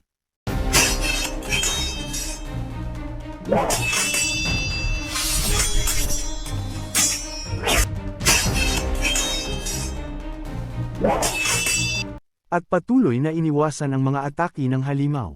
Dagdag pa ng ating bida na may kapalit na sumpa ang target ng kapangyarihan iyon mawawala sa pag-iisip at aatake kung saan-saan, na nakadali na lang niyang maiiwasan at makalikha ng malaking kalamangan. Sabay binigwasan ng sunod-sunod na atake sa katawan ng Goblin Boss na wala sa tamang katinuan. Napaluhod ang dambuhalang halimaw dahil pinsala dulot ng pag-atake ng ating bida. Pero hindi pa rin sumusuko ang Goblin at patuloy sa pag-atake sa ating bida. Matapos ng madugong labanan ng Boss Goblin at ni Kang Wu ay matagumpay na natalo niya ito. Napasabi na lang si Kang Wu na kung nasa kanya lang ang kanyang kapangyarihan ay disin magiging madali lang sa kanya ang lahat sa Earth, kaya ibig sabihin lang noon ay kailangan niyang magsimula ulit sa simula. Maya-maya pa ay may lumitaw na notification sa kanyang harapan. Ayon sa system notification na nalinis ni Kang Wu ang monster hideout ng mag-isa lang. Ayon pa sa isang notification na nakakuha si Kang Wu ng 150% experience points. At matagumpay na natalo ni Kang Wu ang rank C boss na Hobgoblin. Nakakuha pa siya ng 3 levels, na unlock na din niya ang kanyang second awakening matapos makarating sa level 11, nabuksan natin niya ang kanyang second special ability. Napakungkam na lang ng kamay si Kang Wu sa tuwa matapos matanggap ang mga notification. Second awakening special ability ay, Insatiable Hunger. Ang epekto nito ay mas maraming ma-absorb na demonic energy mula sa natalong kalaban gamit ang gluttony. Masayang iniisip ni Kang Wu na marahil hindi malakas ang nakuha niyang skill pero maaari naman siyang mag-absorb ng mas maraming demonic energy. Kapag ginamit niya ang benepisyo ng pagiging player ay maaari na siyang mas lumakas pa. Nilapitan niya ang bangkay ng boss na Hobgoblin para subukan kung gaano lalakas ang kanyang nakuhang espesyal na abilidad. Hinawakan niya ang bangkay at ginamit ang gluttony. Agad itong nilamon ng maitim na bagay at naisip ni Kang Wu na mas naging darker pa ang kulay nito, at napatanong sa isip na kung iyon ay dahilan ng nakuha niyang special na abilidad. Biglang may lumabas na notification at ayon dito na ang effect ng Insatiable Hunger ay nasa aktibo na, nakakuha pa siya ng mas madaming demonic energy. Ang demonic energy ng ating bida ay tumaas pa ng 3. Ayon sa notification na ang demonic energy ng ating bida ay 19 na. Natuwa si Kang Wu dahil tumaas ang demonic energy niya. Habang nakatingin sa kalansay ng Goblin Boss ay naisip ni Kang Wu na dahil sa malakas na kalaban ay mas madagdagan pa ang kanyang lakas. Pumikit ang ating bida at pinakiramdaman kung gaano na siya kalakas. Matapos noon ay napagtanto niya na nasubol ang kanyang lakas. 3 bises na may mataas sa kanyang inaasahan, pumikit siya at pinakiramdaman ang sarili. Napapunta siya sa lugar na may malawak na espasyo at napakalaking buwan ang lugar ng Myriad Demon Gate. Matapos tumayo at may napansin na ang selyo ng Myriad Demon Gate ay humihina na. Nang imulat na niya ang kanyang mata ay tiningnan niya ang kanyang status window. Naisip niya na siguro sa kada maka-unlock siya ng awakening ay ang selyo ng Myriad Demon Gate ay mas hihina. Napangiti si Kang Wu dahil kung totoo man iyon ay sa sandaling mas lalakas ang kanyang level ay maaari na niyang mabawi ang totoo niyang kapangyarihan. Pero sa kasong iyon, may iba pa siyang dahilan kung bakit gusto niyang mas lumakas at magtungo sa mas mataas na rank gate. Pinagpupulat ni Kang Wu ang mga Spirit Stone at ngumiti ng pademonyo, dahil ang sunod niyang plano ay ang Third Awakening sa level 20. Sa isang banda nagtonggo ang dalawa sa kainan gaya ng pinag-usapan nilang dinner. Kumain ng napakaraming fried chicken si Kang Wu na parang gutom na gutom at wala ng bukas. Bawat subo ay sinasabayan niya ng malamig na maiinom. Tuwang-tuwa si Kang Wu dahil napakasarap ng kanyang kinaka. Nagtanong ang dalaga kung masarap ang kinakain nito, at kung mas masarap pa sa kimchi jjigae na kanyang niluto. Tugon ni Kang Wu na mas gusto niya ng kimchi jjigae na gawa nito. Natawa ang babae at sinabing nagbibiro lamang siya. Binigyan pa ng dalaga si Kang Woo ng fried chicken habang nagpapasalamat sa ating bida. Nakatitig lang naman ang ating bida habang nakain, maya-maya pa ay nagtanong ang dalaga kung may mga kaibigan ba ang ating bida o kahit pamilya. Uminom lang ang ating bida at maya-maya ibinagsak ang iniinom, sabay sabing wala siyang mga kaibigan, wala ding pamilya at kahit tahanan ay wala din siya. Tanong ni Sola na kung saan matutulog ang ating bida, sagot ni Kang Woo na hindi niya alam kung saan siya pupunta. Mungkahi ng dalaga na hindi niya alam kung ayos lang sa ating bida na kung ayos lang dito ay doon na lang ito manatili sa kanyang tahanan. Bakas sa mukha ni Kang Woo ang pagkagulat sabay tanong na kung sigurado si Sola sa sinabi nito. Sumangayon ang dalaga, at sinabing wag mag-alala ang ating bida tungkol doon. Masayang tinanggap ng ating bida ang alok ng dalaga. Maya-maya lang ay may kinuha si Kang Woo sa kanyang bulsa para ibigay kay Sola. Ibinigay ni Kang Woo ang 3 milyong won. Tugon ng ating bida na bayad niya iyon sa pagpapatuloy sa kanya ni Sola sa bahay nito. Tumanggi naman ang dalaga na tanggapin ang ibinibigay ni Kang Woo. Ayon sa dalaga na napakalaking halaga iyon para tanggapin niya. Sagot ni Kang Woo na wag itong mag-pressure sa ganang halaga dahil doon din naman siya kukuha ng kakainin niya. Ayon pa sa kanya na kapag hindi nito tinanggap ang pera ay anong ipapamili nito ng groceries. Kaya tinanggap na ni Sola ang binibigay ng ating bida, habang nagpapasalamat kay Kang Woo na may kasamang pagkinang ng mukha. Mungkahi ni Sola na bukas bibili siya ng maayos na karne para sa lulutuin niyang kimchi jjigae na magiging mas masarap sa niluto niya noon. Agad natakam ang ating bida sa narinig at napatanong na lang kung seryoso si Sola. Naiisip ni Kang Woo na makakakain siya ng masarap na kimchi jjigae araw-araw. Nai-imagine ni Kang Woo na isang anghel si Sola habang may hawak na nilutong kimchi jjigae. Kaya naisip niya na kailangan niyang kumuha ng mas maraming magic stone at maging masaya si Sola. Matapos ng pantasya ay nagtanong si Kang Woo kay Sola na kung may mga D-rank gate na malapit. Sagot ni Sola na kapag ang hanap ni Kang Woo ay D-rank gate ay may isang malapit. Marahil hindi pa niya napapasok yun pero ayon sa kanyang narinig na punong yun ng mga lizardmen.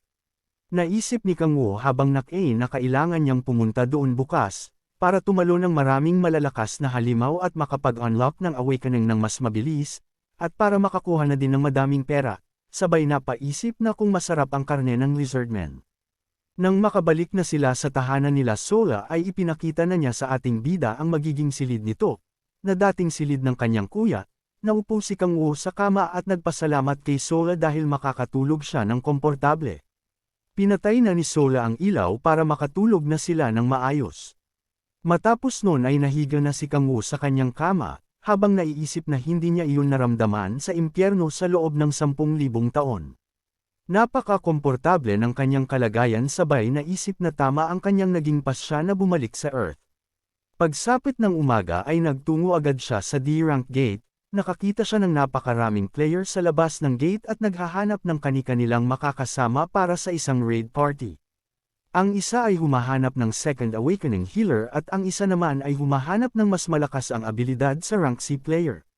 Nag-ooperate sila ng bus para mabilis na makarating ang iba sa sunod na awakening nila.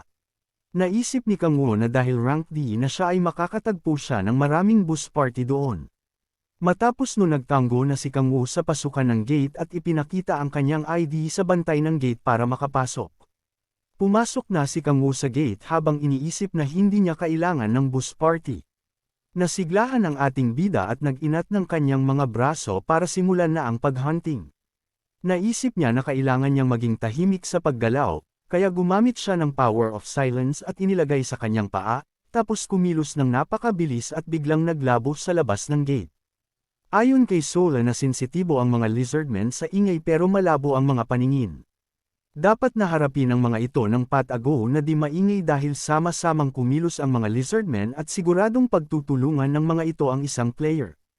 Tahimik na lumitaw sa likod ng mga lizardmen ang ating bida, tumitig siya sa mga ito gamit ang nanlilisik na mga pulang mata at natuwa siya dahil nakakita siya ng 3 ng mga ito. Naalala pa ni Kang Woo ang sabi ni Sola na kahinaan ng mga lizardmen ang apoy. Agad ini-activate ni Kang Woo ang kanyang skill na The Devil Andres, The Power of Hellfire, sabay inatake ang 2 lizardmen mula sa likod gamit ang apoy. Napansin ng isang lizardman ang nangyari pero hindi na siya nakareact pa dahil tinamaan na siya ng hellfire. Sa isang iglap lang ay naglagablab ang katawan nito at tuluyang tinupok gamit ang malakas na lagablab ng apoy. Nagsisi-angle ang mga lizardmen sa sobrang sakit ng nararamdaman, nagtungo ang mga lizardmen patungo sa tubig para alisin ang apoy sa katawan. Ayon sa ating bida na hindi kayang alisin ang hellfire di gaya ng pag-alis sa ordinaryong apoy. Maliban kung puwersahang aalisin gamit ang demonic energy at magic power, ilang sandali lang ay namatay na ang mga lizardmen dahil sa pagkatupok. Kaya lumapit ang ating bida at naghanda ng kapangyarihan sa kamay para gamitan ng gluttony, matapos nun ay tuluyan ng nilamon ng gluttony ang bangkay ng isang lizardman. Hinawakan pa niya ang natitirang dalawa para ipack-in sa kanyang gluttony, habang nilalamon ang dalawang lizardmen ay naiisip niya na kapag hindi umayon ang lahat ay sisirain niya ang kahit ano. Maya-maya ay may narinig siyang ingay sa likuran kaya napalingon siya sa likod. Nakita niya ang mga dumating na lizardmen, na galit sa ating bida dahil sa pagpatay niya sa mga kasamahan ng mga ito. Pero imbis na matakot ay mas natuwa pa siya dahil may mga dumating na bago niyang biktima. Matapos patayin ng mga lizardmen ay napaisip siya kung kailangan pa niya maghunting ng mas madami. Ilang sandali lang ay may tumawag sa kanya kaya naglingga-lingga siya sa paligid para hanapin ang tumawag. Mula sa itaas may taong nagsalita na ayon sa kasuotan ng ating bida ay isa itong beginner. Nagtanong ito sa ating bida na kung gusto nitong sumama sa kanilang guild hunt. Nagtanong si Kang Wu sa isang grupo na kung ano ang guild ng mga ito. Ayon sa lalagi sa unahan na sila ay ang Anders Guild. Nakita ni Kang Wu ang pendant na suit nito ay baka sa kanyang mukha ang pagkadismaya. Sagot ni Kang Wu na hindi siya interesado, sabay talikod at umalis palayo. Galit na galit ang lalaki dahil tinanggihan siya ng isang hamak na beginner. Nagtanong ang babae na kung ano ang gagawin nila sa ating bida. Sagot ng lalaki na patayin nila ito at iwan. Isa iyong magandang gawin para mawala ang kanilang stress. Bakas sa mukha ng mga ito ang pagiging mamamatay tao. Inihanda nila ang kanilang mga sandata para turuan ng aral ang ating bida. Abala sa paghigop ng demonic energy at pagkolekta ng magic stone si Kang Wu, mula sa mga pinatay na lizardmen, nang muli niyang marinig ang iaang pamilyar na boses. Agad siyang lumingon sa likuran at nakita ang pamilyar na grupo ng mga player. Sinabi sa kanya ng lalaking nasa unahan na animoy kanilang leader na sinisigurado lang nilang ligtas sa panghaantang ang bagong player sabay ngisi ng nakakaloko. Sarkastiko namang sumagot si Kang Wu na nag-aalala ang mga ito sa wala, dahil base sa kanilang nakikita ang paghahunting niya ay mahusay. May pang-osar namang muling nagsalita ang lalaking mayabang at sinabing, ang tanging nakikita niya ay maayos ang kasuotan ni Kang Wu at walang bangkay na makikita. Pinag-ikom naman ni Kang Wu ang kanyang braso at sinabing oras na ng kanyang pahinga. Matigas namang sinabi ng lalaki sa ating bida na dapat gumalang ang baguhang player sa senior na gaya niya, ngunit sinagot siya ni Kang Wu na nakakainis ang mga sinasabi nito. Galit na napamura ang lalaki ganun din ang kasamahan nito na akma ng susugod, ngunit pinigilan siya ng kanilang leader na tinawag naman ng lalaki sa pangalang Hu Jun. Kumalma ang galit na kasamahan ng sabihin ni Hu Jun na huwag mag-alala, dahil may plano na siya kung paano tuturuan ng leksyon ang ating bida. Seriusong lang naman na nakatingin si Kang Wu sa mga ito habang nag-iintay ng kanilang susunod na gagawin. Ayon sa ating bida base sa pagmamayabang ni Hu Jun isa itong B-rank player. May pagbabantang sinabi nito sa kanya na pagsisisihan ng ating bida ang pambabastos nito sa kanila. Sumagot naman si Kang Wu na aasahan niya ito sabay ngisi, na lalong ikinagalit ni Hu Jun at ng mga kasamahan nito. Hinugot ni Hu Jun ang kanyang espada saka pinadaloy ang enerhiya niya dito habang nakangisi kay Kang Wu. Nakangisi din ang lahat nitong kasamahan at tinanong pa ng mga ito si Kang Wu kung alam ba nito na sensitive sa ingay ang mga lizardmen. Walang emosyon namang nakatingin ang ating bida sa kanila habang napapaisip kung anong pinaplanong gawin ni Hu Jun. Nagpakawala ng puwersa si Hu Jun na pinatama niya sa puno malapit kanilang kinaroroonan na lumikha ng kaunting ingay. Saka sinabi sa kanyang mga kasamahan na ihanda ang kanilang magic barrier, dahil ayon sa mayabang na si Hu Jun ay paparating na ang 12 ng lizardmen. Wala pa ding imik si Kang Wu na nakatingin lang sa ginagawa nila, kaya't mayabang na sinabi ng lalaki kung ano ngayon ang gagawin ng isang baguhang player. Habang may nakakalokong pagngiti, dagdag pa nitong kung luluhod si Kang Woo sa kanya tutulungan niya ito bago pa dumating ang mga halimaw.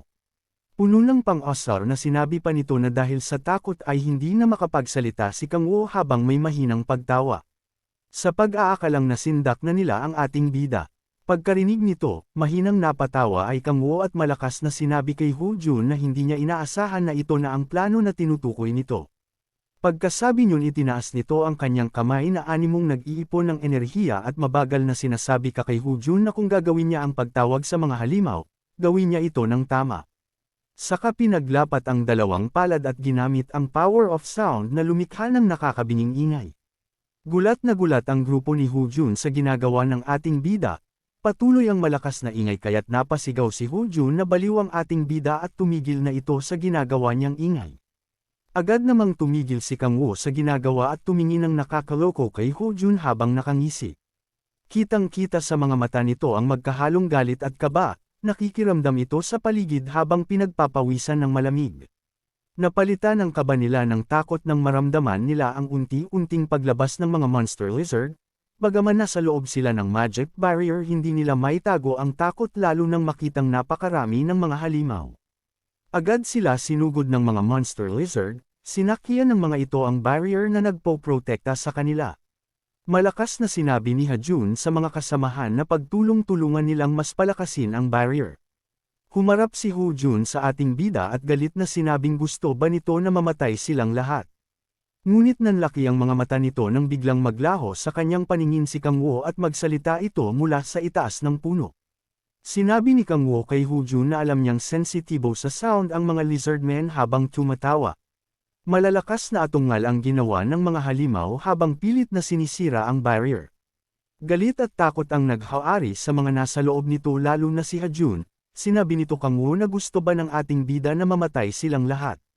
Sumagot naman si Kang Woo na wala siyang balak na mamatay, dagdag pa niya na si Ho Jun at ang mga kasama lamang nito ang mamatay, kasabay ang malademonyong pagngisi. Pinaganya ng ating bida ang kanyang kapangyarihan na power of silence, kung saan hindi maririnig ng kahit anong nilalang ang ingay na nagmumula sa kanya. Nakangiti si Kang Woo habang pinagmamasdan ang mayayabang niyang senior na inaatake ng mga lizardmen. Hindi makapagsalita si Ho Jun dahil sa ipamalas ng minamaliit niyang baguhang player na kakayahang mag-control ng sounds.